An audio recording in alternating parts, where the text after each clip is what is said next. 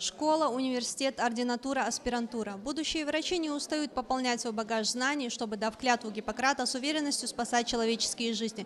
А сегодня за моей спиной порядка 40 человек, ожидающих вердикта приемной комиссии. Идет распределение целевых мест в ординатуру. Волнующиеся выпускники и не менее переживающие родители заполняют коридоры Министерства здравоохранения. Отучившись в лучших вузах страны, студенты надеются продолжить обучение и получить звание врача высшей квалификации. Фатима с детства мечтала лечить людей и отлично закончила медицинский вуз. Я закончила Российский национальный исследовательский медицинский университет имени Пирогова, поступая по специальности акушерской гинекологии. С самого начала обучения очень хотелось именно эту специальность. Именно, не знаю, как в душе лежит именно к этой специальности. Ежегодно республике выделяется определенное количество целевых мест ведущими вузами страны. Нынешние врачи общего профиля стремятся стать специалистами и пройти аккредитацию. Для этого необходимо отучиться еще 2 года.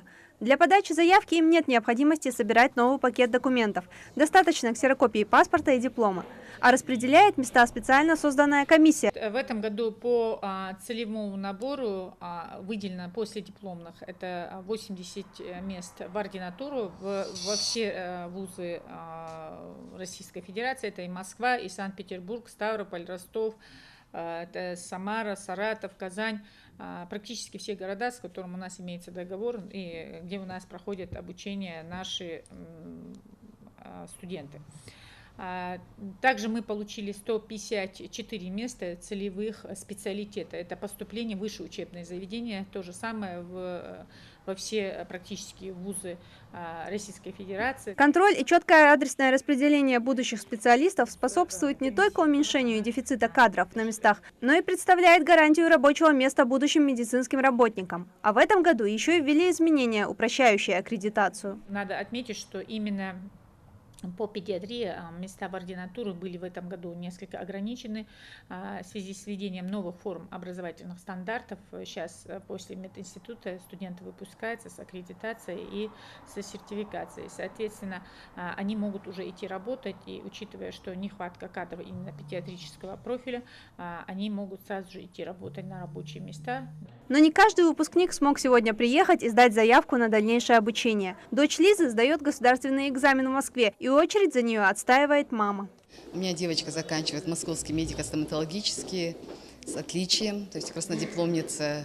И вот мы целевик, то есть мы поступали по целевому месту, и сегодня претендуем тоже на целевое место. Заседает комиссия, все проходило довольно-таки прозрачно, справедливо, я скажу. Нам дали целевое место в тот же вуз, который мы заканчиваем. И вот наступает долгожданный момент. Комиссия решает дальнейшую судьбу молодого специалиста. Красный диплом. Куда хочешь? Куда хочешь? Акушерский никуда. Город. Есть Москва акушерской гинекологии? Фатима отправляется в желанный вуз. Но желающих много, а мест на всех не хватает. С такой проблемой сталкивается и Захида, давно мечтающая стать кардиологом. И учитывая ее успехи в учебе и целеустремленность на собеседовании, министр здравоохранения предлагает девушке возможность сразу выйти на работу. Мне очень приятно, что Мария Михайловна предложила мне работу здесь сразу после сдачи аккредитации, так как мест в ординатуре у нас не было как кардиолога.